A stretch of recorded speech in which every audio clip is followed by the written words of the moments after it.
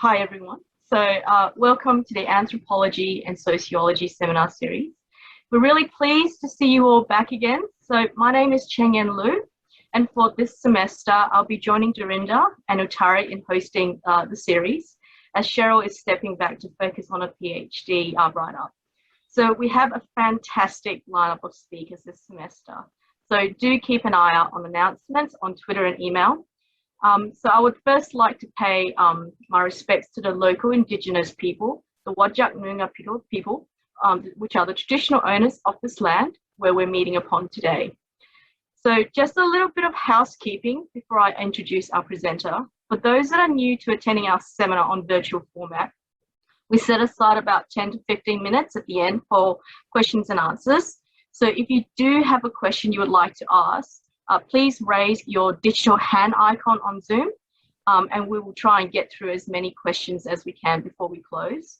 I would also like to ask everyone to put their microphones on mute during the presentation.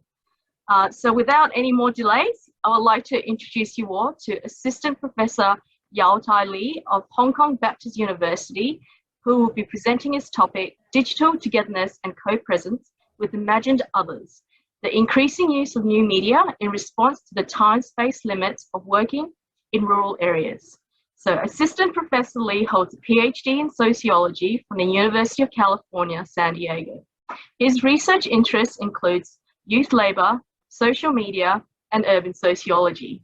His work has been published in several scholarly journals, including the British Journal of Sociology, World Development, Urban Studies, Work, Employment and Society, Sociological Perspectives, Current Sociology, Ethnic and Racial Studies, Critical Sociology, International Migration, International Sociology, Discourse in Society, Journal of Sociology, and Journal of Contemporary Asia, amongst many others. So I now welcome Assistant Professor Li to take the floor. Thanks so much for having me and for the very kind introduction. Let me first share my screen, and I will be talking around 30 to 35 minutes, and in order to save more time for Q&A and discussion. And this paper is currently under I&R in a journal, so any of the comments and suggestions would be very much appreciated. And before I start, I would like to express my full support and solidarity with the ongoing protest against the restructuring of anthropology and sociology at UWA, if I can say that. These two subjects, we know sociology and anthropology are very fundamental in influencing how we interpret the world, and also they have a direct social impacts and policy implications. So today I'm going to share with you why and how temporary migrant workers utilize new media to address their space-time limits while working in rural areas of Australia. And I will also explain why workers prefer to use this informal mechanism of complaints rather than accessing formal institutions like Fair Work Ombudsman or labor unions.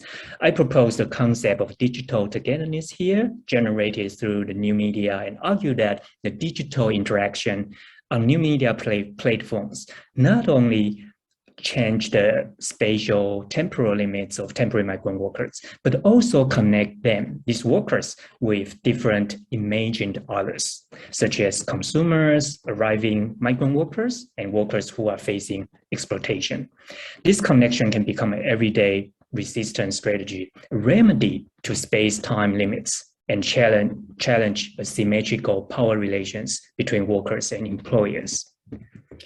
We know that for migrant workers who work in rural areas, there could be a lot of exploitation. News headlines have suggested that the slavery-like situations happening quite commonly in Australia, including underpaid, poor working conditions, and even sexual harassment. When I was doing my field work in Australia a few years ago for PhD thesis, I was involved in some union organizing and activism. So one of my interviewees sent me these photos in the rural areas. Normally working holiday makers or backpackers, they live together in a farmhouse. Generally, there will be 1 to 2 bunk beds in each room. So you literally live with another 10 to 8 people in the same room. and they do grocery shopping once a week. At the bottom middle of this picture, you can see that there is a sign on the kitchen written in Chinese, which says there are a lot of people living here. Please be cooperative and do the dishes after. You can imagine the living conditions in these rural areas may not be very good. It's very common to see cockroaches and bed bugs. One of the interesting things associated with this phenomenon in many working holiday workers or backpackers, they would think that this is a once-in-a-lifetime experience. So they feel excited about having the chance to get along with people from different countries and living in rural areas, having this experience are very unique to them, as they would not otherwise have opportunity to do so. So kind of explained why they are willing to tolerate exploitations to a certain degree. As you can see, the total number of applications for working holiday visa remains high before COVID-19. It drops a little bit due to the tax reform after 2019, but there are still 15,000 to 18,000 visa granted per month before the pandemic. And 2,000 to 3,000 people who are granted the second working holiday visa, meaning that they can extend one more year of stay after finishing their first working holiday visa. And there are some requirements associated with the second working holiday visa. One of them, as you can see, is you must have completed 3 months or 88 days of specified work in regional Australia. The specified works include plant and animal cultivation, farming, fishing, mining, construction, and bushfire recovery after 2019. And the Australian government also extend the visa to some eligible applicants that they can even apply for the third working holiday visa. Perhaps another related issue here is how do these backpackers, working holiday makers, find jobs? Taking Chinese working holiday makers as an example, we can see that most people got their jobs, including fruit picking or meat processing in the rural areas through friends' referral and some job-seeking, Pan Chinese job-seeking website, Facebook group pages, and some local website and recruitment agencies. So street sweeping here means that you go to on the street and distribute your CV and to the potential hires, potential jobs. It's mostly likely happening in the urban setting. Another common way happening in Australia is through labor recruitment agency.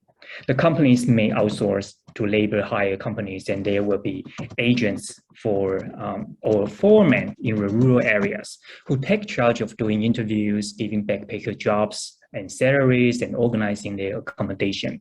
Basically, they will deduct weekly rent from their salary. So some dodgy companies may also take advantage of this fact that backpackers are in rural areas and hard to find legal assistance. Old salaries, underpayment, and even keep backpackers' passports have been reported. In some cases, when the backpackers hold we call fake visa, or they bought the visa through some illegal or unofficial means, or engage in some illegal work, situation would be more complicated. A tricky thing here is that some employers would even use this legal consciousness and immigration regulations as a threat, telling workers that it's a trade-off for them to stay in Australia. For example, in an ABC Four Corners documentary, one employer told his employee, and this employee is an international student, he said, if you make a complaint, then I'm going to get you deported because I have proof you work more than 20 hours. For me, it's right, I will get thousands in fines, but I can get paid off from your salaries. So you decide who loses. Another case was when I was doing working holiday. One of my colleagues, she tried to sue the company over some underpaid salaries. And when interviewed, she said she tried to ask for the $8,000 underpayment, but the employer told her that if she wants to sue the company, she will tell the judge that she bought the second working holiday visa. Then her testimony will be invalid because she did the illegal thing first. So to explain the exploitative situation that workers may face, some studies claim that temporary migrant workers, they lack knowledge of their legal rights. But in my fieldwork, I found that most working holiday makers, they are actually aware of the Australian Fair Work Ombudsman, labor unions, migrant NGOs, through their working fellows, through internet. So why do temporary migrant workers like working holiday makers increasingly leave online reviews or share stories through internet? What's the relational perspective of the new media as an everyday resistance strategy vis-a-vis other legal remedies? To answer this question, I argue that we need to understand how backpackers understand the variety of factors, including time, remoteness, money, the human capital, and legal process, and also potential some barriers and how they present their rural work to different imagined audience. The copresence of group of people in different apps and others, even though virtual, create meanings and embodied socialities. I also want to quickly introduce some important concepts related to this research. The first one is mobility. When we talk about mobility and immobility, we should not understand it only in geographic sense, right? Spatial mobility directly influences one's social mobility and social capital. So in acquiring goods, information, or networks. The second one here is network capital. So here I quote John Woolry's quote of words that network capital is an emergent form of capital that sustains social relations with people who are not physically proximate. And new media enables such relations and capital. In conclusion, I argue that to study space and new media, we need to adopt a relational perspective to understand people's social experience and social practice. In this sense, the effects of new media lies in that it can generate social relation of sociability and can also be everyday forms of resistance in addressing workers' spatial and social immobilities. Following a relational perspective of time-space, we can also link this to Lefebvre's triads of space in the sense that new media could facilitate and connect people's social and lived space with potential audience mental and image space to overcome physical and social mobility limits and to change asymmetrical power relations with employers. Based on this concept, I focus on digital togetherness and imagined characteristics of migrants' lives in remote areas, referring to the digital togetherness I defined to refer to the digital relation and connection between migrant workers and their imagined audience on new media platforms. So two arguments here.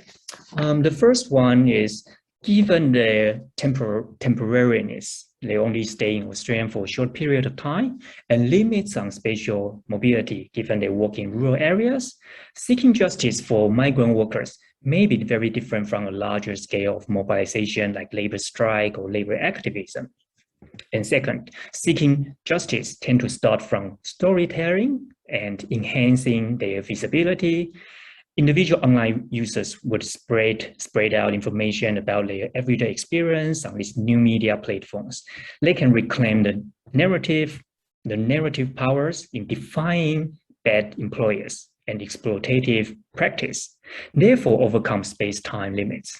There, they can connect with potential audience and create this so-called digital togetherness.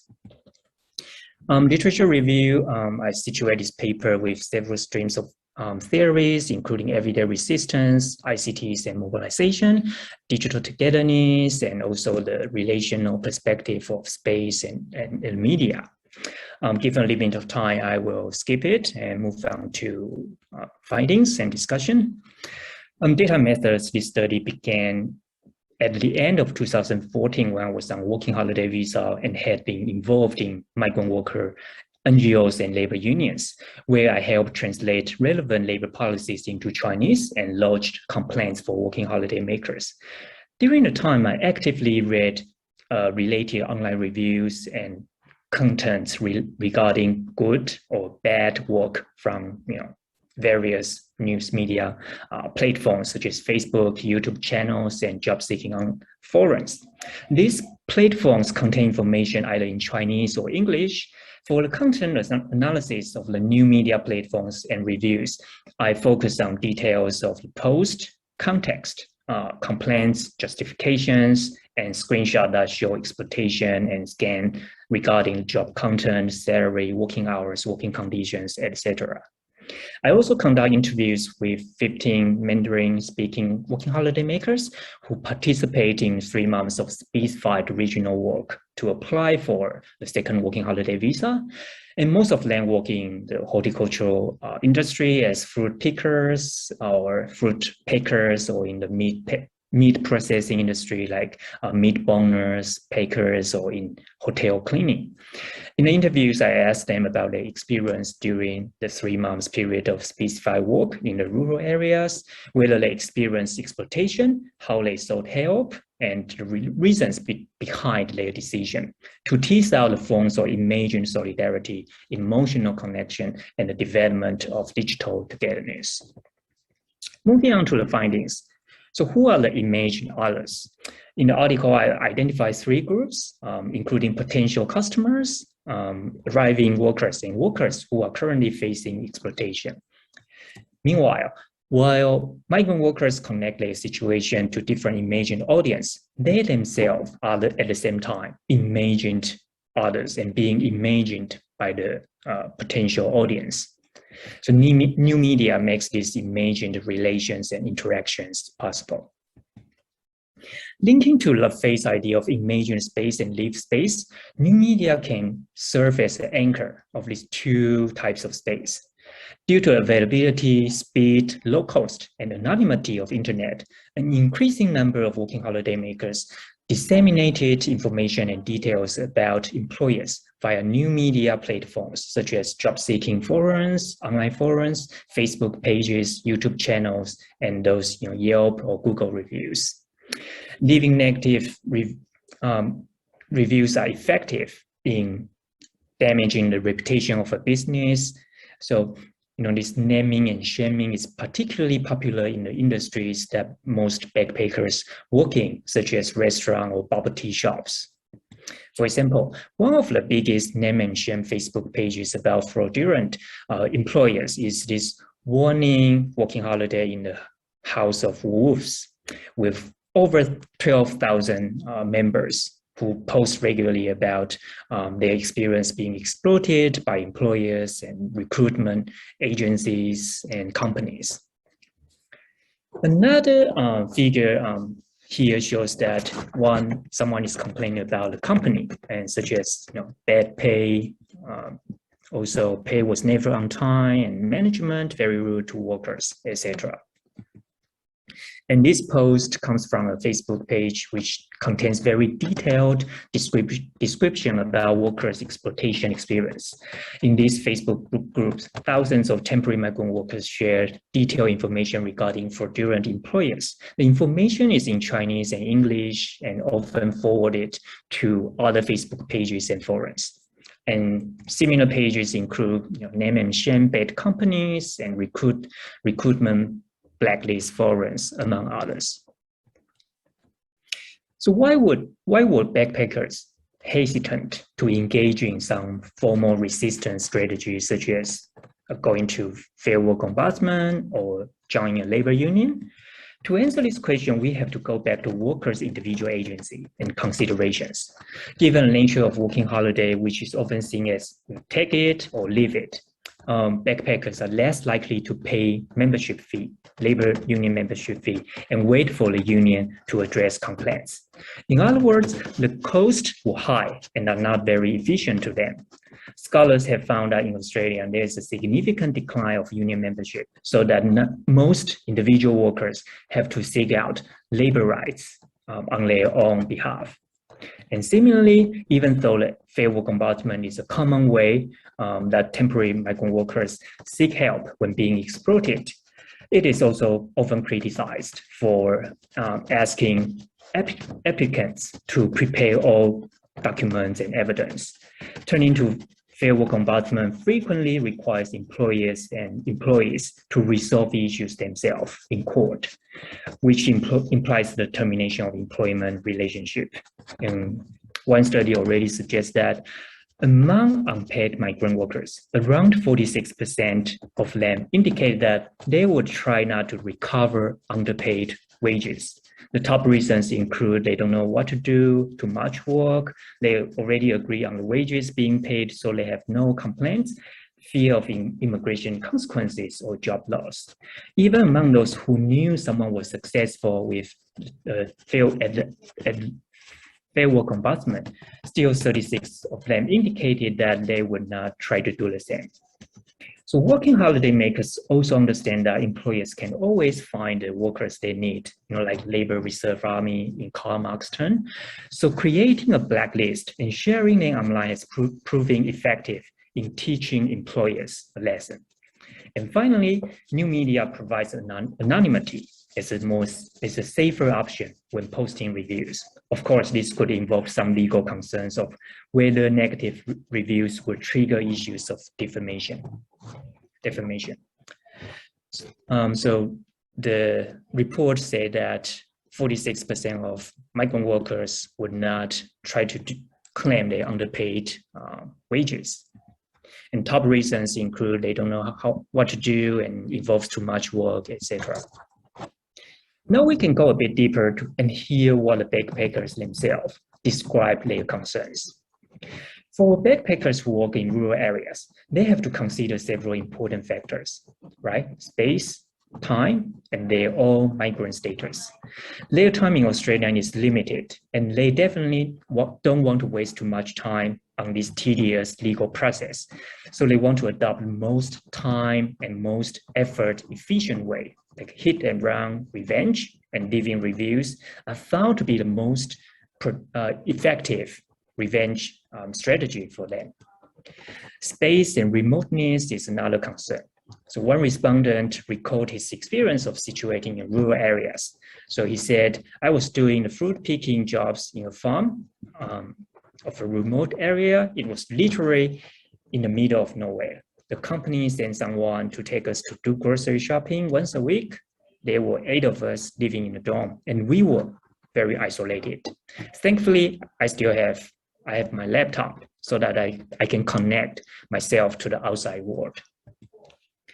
Physically situated in a remote area means that the only way to connect to the outside world is through digital technologies and new media. Working on a farm, on a rural farm, working holiday makers normally start their work around 5 to 6 a.m. and finish work around 1 to 2 p.m. Except for going grocery shopping, almost all respondents say that they spend a lot of time on social media and visually chatting with their families and friends. From a more critical perspective, posting reviews and sharing stories on new media presents their real experience rather than what employers would advertise. It enhances the vulnerable groups' visibility and narrative power. It also constructs digital togetherness through digital interactions with a co-presence of different absent others that can potentially develop into an imagined community. For example, workers would channel their lived experience to prevent upcoming working holiday makers from being exploited again. One respondent here explained the reasons why she sent a message to arriving workers. So she said, the reason I posted about working conditions on this farm through Facebook pages, obviously is to show people how terrible this company is. I want to send a warning and using my own experience to those who wish to come to work on this exploitative farm. I really don't want to see other working holiday other backpackers following my path and being exploited again. Her narratives here shows that a digital togetherness and a community of migrant workers can be created by potential audience who care about the exploitative conditions and of temporary migrant workers or the soon to arrive workers who may work for the same company. Again, it also shows that workers who experience unfair treatment are practicing counter storytelling and are against the falsely beautiful scenarios presented by the enterprise who attempt to attract more workers. Online reviews or experience sharing in these new media platforms can generate sympathy and solidarity with other workers who faced or are facing exploitation as well, which can potentially turn into a digital togetherness and facilitate a sense of belonging among migrant workers as a class consciousness, or to form an everyday resistant strategy. Online space and all subjects in this sense are relationally defined. Another respondent who cross-posted exploitation experience on several major Facebook groups said, I share my experience of being exploited on several groups, and I'm sure these things did not just happen to me. There are many other workers who are also experiencing exploitation. Sometimes I receive private message from someone who had similar situations. Some of them also send me useful information or tips. I feel much better after receiving these messages. They made me know that I'm not alone. In addition to imagining solidarity with other workers, the public and particularly consumers are target groups associated with workers' pleas for justice. This sentiment was exemplified by many respondents. For example, one also said, I found that leaving negative reviews or sharing stories on YouTube is way more efficient, because even if the Fair Work Ombudsman asks the employers to pay the underpaid salary or give them thousands in fines, it's nothing to them because employers have no feelings about paying the fines. But bad reviews and story sharings are different. The more people read them, the greater the impact they generate. If consumers know that this company is bad, they won't buy their products. The reviews could harm the bad companies and employers' reputation very quickly and make them go out of business. So it's more powerful. This quote shows the idea of ethical consumption, consumerism. The practice on new media is essentially like reviewing service providers on TripAdvisor, Airbnb, and even Uber, thereby creating immediate effects, which can be a useful weapons for working holiday makers. However, a digital togetherness and imagined solidarity built through new media is always very complex and can be dubious. Due to the potential for fake online reviews, viewers may question to what degree the posts are trustworthy and not simply the result of a group of haters trying to harm another company's reputation, right? To address this issue, one respondent detailed her working conditions, aiming to convince viewers how bad the conditions were. And she said, we collect all the evidence, including secretly filmed materials, recorded remarks, and attach it to our online post, because some might think we are blackmailing this company, and we want to show people that we are not lying. We have got all the evidence.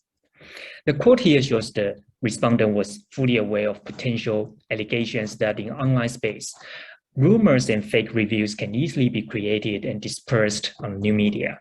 To justify her concerns and her case and to build a trustworthy image as a real victim, she provided as much evidence as possible to establish the facts of exploitation.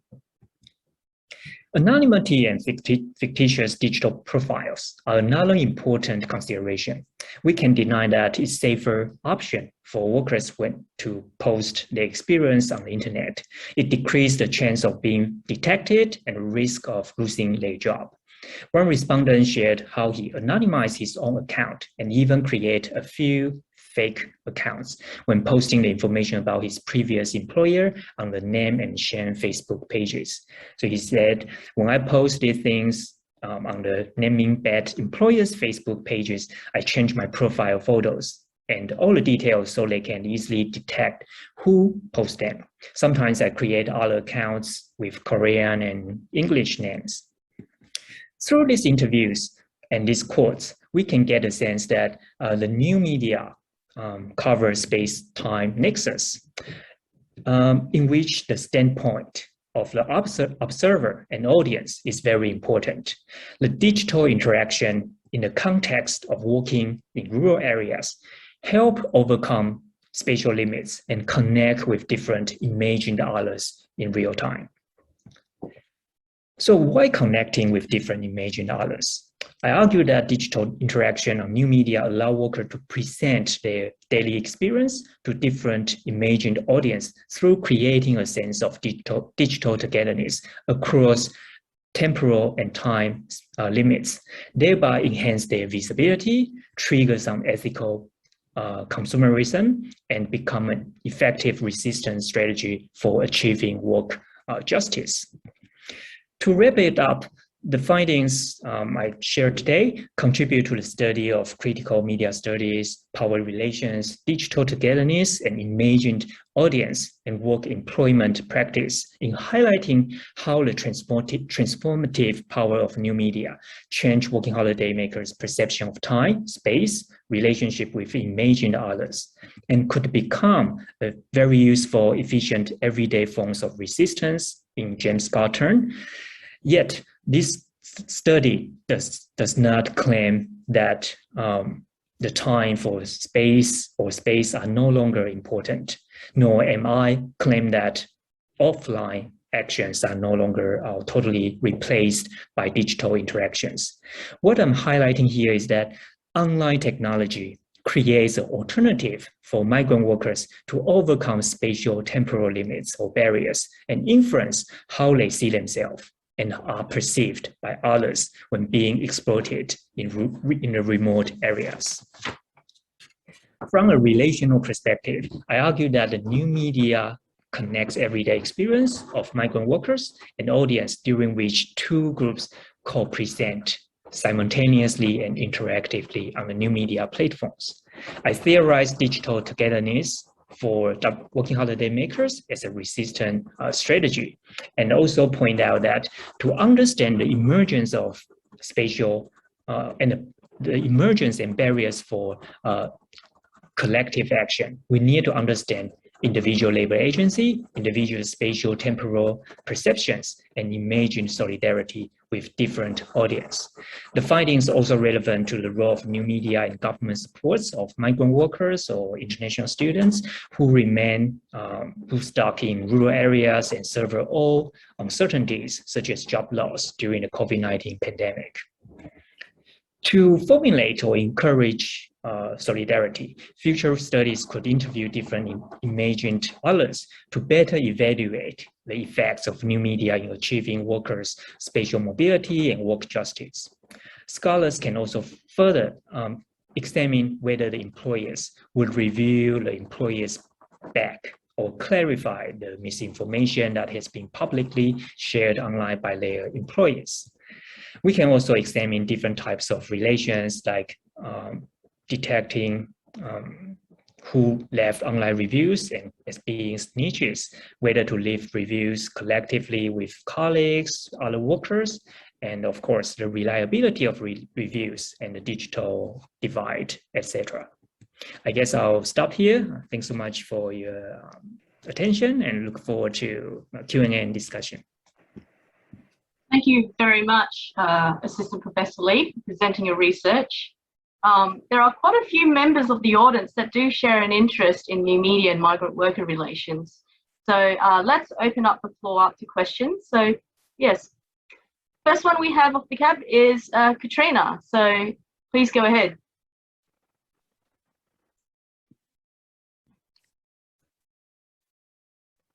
Hello, Katrina? Oh, no, sorry. Sam has a question. Please go ahead. Yeah, very interesting talk. I was wondering if you'd looked at this from the perspective of the informal order literature. Informal order about the labor practice? No, about how people arrive at order without resort to law. Oh, I see. Yeah, that's certainly one important group of them, and some of them would we call it jump off the flights and illegally extend doing work and extend over past their visa requirement and limit. But there is also a major group of them. They as I said, they try to apply for the second working holiday visas. Therefore, they are kind of disadvantaged, and their work conditions are very much being controlled by those employers. So the employers can take advantage and decrease their payments because these people, they need to accumulate the 3 months, the 88 days of specified work in the rural areas. They need their employers to sign a document, sign a proof. So I think that creates some imbalance power relationship between the employers and employers. But you are right. Sorry. I think you misunderstood me. Sorry. So what I am specifically talking about is there is a sort of tradition of literature which is more in the vein of law and economics than in the vein of sociology, which is often goes under the heading of informal order. And it basically, it covers a large amount of the same material that you've just covered. For example, people seek the law as a final resort when seeking to resolve disputes because it imposes both economic and social costs to use it. I just thought if you were not aware of it, it might be of interest to you because there is there's a lot of interesting points where it resembles your work, but at the same time, in the amount of it that I have seen, it tends to focus on things like physical neighborhoods or organizations instead of this sort of distributed online community. Order Without Law is a really interesting book, which is quite, hang on, I'll put it in the chat. Sorry. Sure, thank you. Yeah, I agree. I think though obviously when they are approached by the labor unions, by the migrant NGOs, they're always being told that they should go through the legal or official means like Fair Work Ombudsman. But as I said, back to their individual agency, given their temporary stay in Australia, they might consider other possibilities and which one could be more, as I said, hit and run, and which one could be more effectively gain what they want to see to give the employer some punishment. Sometimes it's not just about the monetary some material reclaim or material what they can gain, but it's more about their mentor. They feel some justice can be realized through some quick means.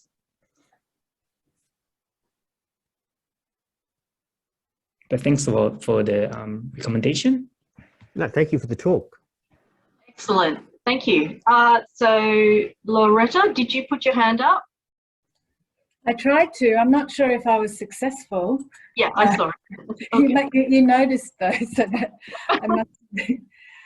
Yes, I do have a question. Should I go? Thank you very much for that presentation. I really enjoyed it. It was excellent. So my question is, why do you use the term digital togetherness? Because what struck me was that what these people want is anonymity and, a sort of digital activism. So I just was curious about the togetherness dimension, which suggests community and connectivity. You did say that people direct message each other and maybe they have, so do they have other forms of connecting to support each other beyond that, that activism, I guess? So my question was, about the togetherness dimension, I guess. Thank you. Yeah, thanks, Rita. That's a fair question. I think at first I used the term like copresence of imagine others. I want to bring this to the new media platforms. The interaction and the communications is more in these imagine terms. Being said that, I agree with you that the anonymity is very important. Even sometimes the working holiday makers or migrant workers, they will try to chat with each other and even brainstorm some potential solutions and strategies how to fight back. They would try to anonymize themselves. That's why I say in some interviews, some interviewees would even try to create some fake accounts. But this togetherness, you are absolutely right. They involve some idea or some sense of community, in the sense that they know that they belong to the same class group. They are all being exploited together, so they are kind of like on the same boat. They want to find some quick means and brainstorm and exchange the potential means. And also back to Sam's question earlier, this is informal means they try to adopt rather than going through the Fair Work Ombudsman, labor unions, those kind of official means. Also creates some informal chat or informal exchange, that relationship in the communities based on based on the imagination and based on the real-time interactions. So I think this term, maybe there's still some problems with this term, but it's so far probably the best fitting terms I can think of. Thank you. Yeah, it's a really interesting question about what the participants. The activism obviously brings the participants together and is one of the dimensions that they are achieving through this sense of togetherness. Or yeah, it's an interesting question. Thank you. Do we have any more show of hands? I have a question. So in terms of the anonymity on social media, I can see how being anonymous gives people a sense of courage to actually tell their truth in terms of their experiences of working on working holidays. But I was wondering, what repercussions does this have in terms of prosecuting bad employers from a more legal or a policy perspective as well? Like, because it is anonymous, does that actually make it harder for people to actually go, here's the trail to demonstrate? Yeah, absolutely. I think that's sometimes, I mentioned a bit about the trustworthiness. Like sometimes when people think it's just trying to, defame the other companies or trying to sue the other companies' reputations or influence their business. So that's hard. And I think if it goes through the legal means, sometimes the Fair Work Ombudsman will require your real names, address, and more the anonymized evidence for proof. So what the working holiday makers tries to reach the effects is probably resort to some potential audience, like potential customers or others. So in that sense, they will try their best to convincing the broad audience that what they say is true, but still use the anonymity as a leverage to protect themselves, not being found by the employers. So I guess that's probably a trade-off, but at the same time also could become an opportunity or leverage for them to protect themselves. And yes, it could influence, but sometimes on the Facebook pages, they frequently share the posts with each other and they kind of echo each other saying, yeah, don't go to that exploitative farm or companies. That share some mass voice or try to increase that credibility, I would say. So they have different means, but it's definitely anonymity, definitely a concern about the trustworthiness. Excellent. Thank you. Thank you for that. Yeah. So, John, we have a question from John, so please go ahead. John, you muted yourself. I forget, I'm old. An excellent presentation, and I thought it raised some very, very interesting issues. I guess just one thing I was thinking about, because I've had some personal experience of younger family members getting involved in the kind of issues coming from overseas, from France, and getting into strife.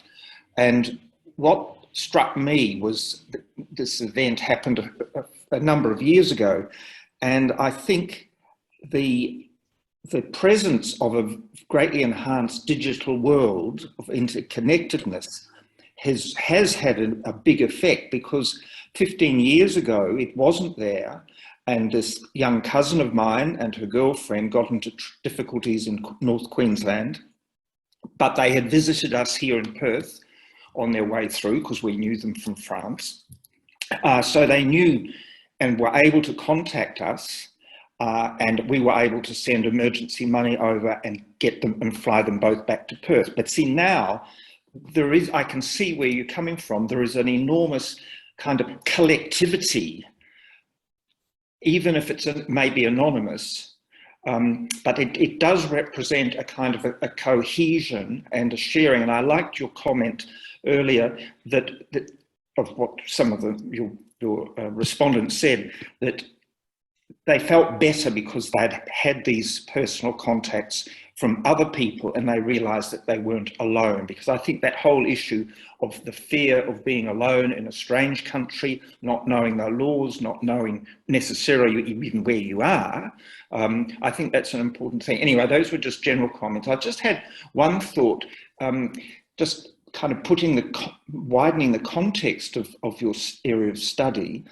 is have you looked at any of the relevant literature, and it's quite extensive, on other forms of itinerant workers in other countries as well as in Australia?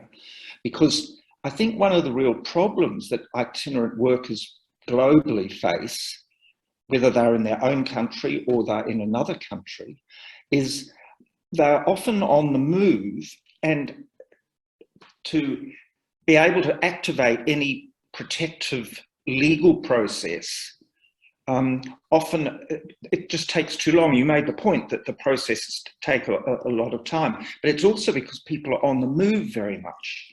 So there's no kind of central agency that they can, like a federal agency, that they can, even if they're on the move, they can still have the linkage and pursue their prosecution or their formal complaint. So I thought that the whole issue of itinerant workers more generally might throw up some interesting either parallels or differences. Yeah, thanks so much for that comment. I think there probably be more parallels in the sense that lots of my interviewees, they also share the same way as you said, the workers in other countries, that they feel it's not guaranteed they can get their money back. The prosecution process wouldn't be, and it would be tedious, would be long. Lots of people get their old salary back even when they already return to their country of origin. So while they're in Australia, they want some immediate effect of revenge, or give the bad employers a lesson. That's why they go through the internet or some new media. But yeah, you are absolutely right that there's some uncertainties. They don't know whether they would be able to get their money back, and also given their first language is not English, that probably exacerbate the process and make them more reluctant to do so, and they would consider a lot of different factors like, sometimes they just say, if just owed 1 month or 2 months salary, they would rather just move on, and it's fine, it's not much, try another luck. That's also part of their narratives. Okay, thanks a lot. Okay, so we have a question from Danu. Did you want to ask your question directly, or would you like me to just read it out? I can read it out myself. Yeah, just like you mentioned that they chose the path of, going online and so on because they feel like that would hurt the employers more. Do they have an inkling that it does actually do that, or this is just sort of their feeling? I would say it's half-half. So the immediate consequence, if you can see that sometimes through they have to pay the fines, and they want these exploitative exploitations being released or be public and knew by some legal authorities, so they can immediately know the effect. Like the company was shut down or the company paying some fine. So that's something they can make sure about the so-called impacts. But the other is, with more and more people shared or click like on Facebook, they can kind of distribute that.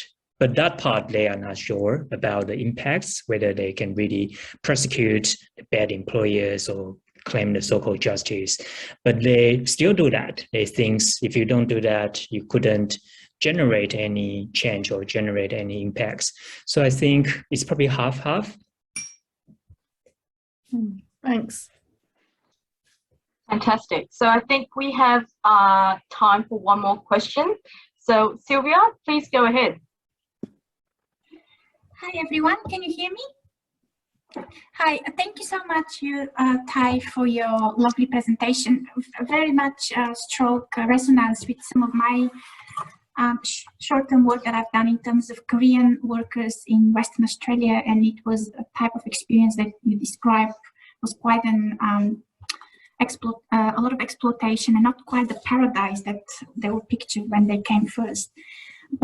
And I have been through that process of appealing through the Ombudsman and through the Fair Work Commission on behalf of those workers. So I have seen the amount of exploitation that can happen. But I was just wondering about the cultural aspect of your presentation, because you mentioned a lot about the companies in generic sense and the workers.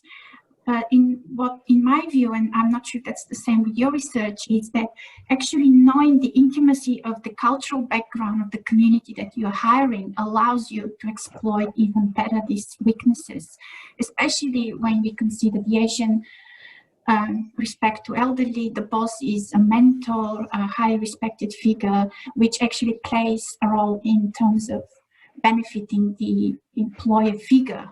To the point where you workers put up with enormous way of exploitation in their personal life as well as their professional life. That's just my only comment, but yeah, thank you. Well, that's just to add on that. That's a fascinating comment about the cultural logic. I think you are right that some workers, they will feel bad or feel tortured even to. So sometimes they will think, oh, this agent or this foreman gave me the job and they kind of treat me well, took me to the grocery shopping, helped me arrange accommodation, etc. So suing the company is kind of not very, paying the same back. But what they would do is very interesting. They would kind of segregate the company itself versus the individuals, like their supervisors. They say that, oh, I'm not directly to this supervisor. I'm more targeting the bad company. I want to change the atmosphere or the practice itself. Another interesting thing is that I think considering at least from my interviewees, some of them, their foremen or their middlemen are Koreans or Italians, which come from different countries. So there are some of different cultural atmosphere and interactions happened between them and their middlemen and foremen or supervisors. So that will also create some asymmetrical understandings. I know, like you said, some Korean working holiday makers, they really respect the seniorities of their supervisor and will follow the orders. But in the Chinese working holiday makers, they kind of share some, I would say, the more peer group cultures among themselves, a lot more salient than just following their supervisors. Yeah. Well, thank you very much again, Assistant Professor Li, for presenting this really interesting research. And we hope that you continue to stay safe in Sydney. We've been following what's happening over there, so do take care. And thank you everyone for joining us today for our first seminar for this, this batch. So next Friday, we have Dr. Taryn Phillips from La Trobe University that will be presenting. And we look forward to everyone coming back again for another riveting session. Thanks so much. I appreciate all the comments and valuable suggestions.